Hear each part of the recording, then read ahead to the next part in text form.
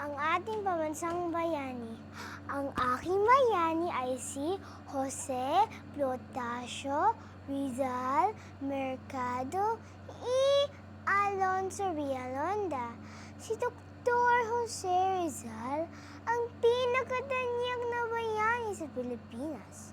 Siya ay isinilang noong Hunyo 1861 sa Calamba, Laguna. Ang mga magulang niya ay si Francisco Mercado at Teodora Alonso.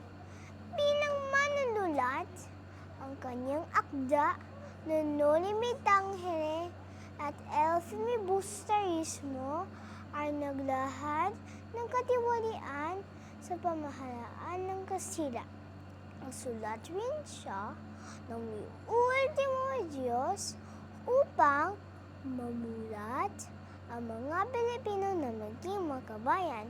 Nang namatay si Dr. Jose Rizal, naging inspirasyon ang mga likha niya sa baglayang Pilipinas. Kaya, bilang kabataan Pilipino, ako ay magkikibahagi sa mga aktibidad ay nagpapakita at naghahayag sa pagkilos, buhay at sakripisyo ng ating mga bayani upang mapanatili ang kanilang mga diwa at mga aral. Sabi nga ni Dr. Jose Rizal, tayong mga kabataan ang mag-aasa ng ating bayan. Maraming salamat po.